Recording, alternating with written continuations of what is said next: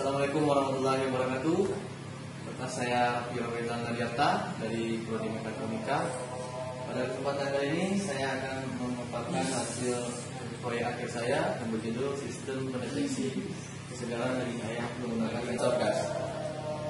Baiklah, saya akan menjelaskan apa saja yang dipakai dalam alat ini. Yang pertama itu pompa udara, di mana pompa udara ini adalah untuk menyuplai udara terhadap sampel yang akan kita uji.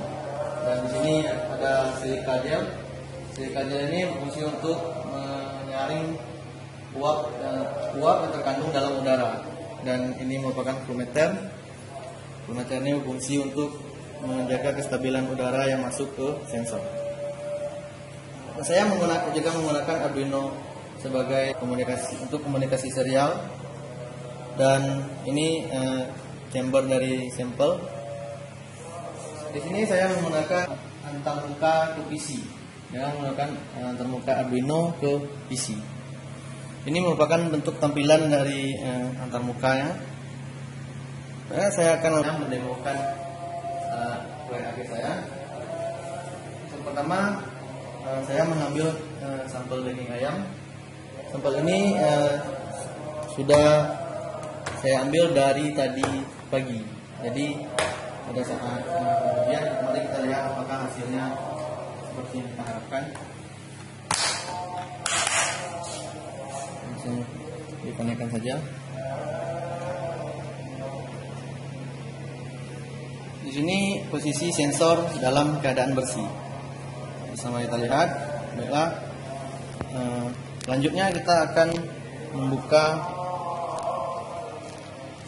kartu udara yang menuju ke ruang sampel. Dan dapat kita lihat pada antarmukanya perubahan grafik untuk pembacaan apakah daging ini kategorinya masih keadaan segar, tidak segar, atau kurang segar. Karena daging ini sudah saya ambil dari tadi pagi, maka sensor akan membacakan bahwa misalnya daging ini dalam kategori tidak segar lagi karena sudah melebihi dari 11 jam.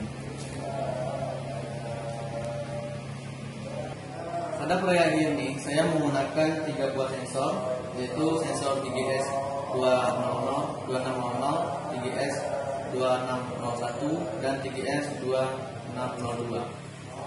Di mana masing-masing sensor itu akan mendeteksi gas dan kandungan air yang ada pada sampel.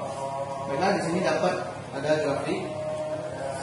Untuk grafik warna biru adalah merupakan grafik dari sensor TGS 2602 dan grafik warna merah merupakan dari sensor TGS 2600. Sedangkan grafik warna hijau itu adalah dari TGS 2610.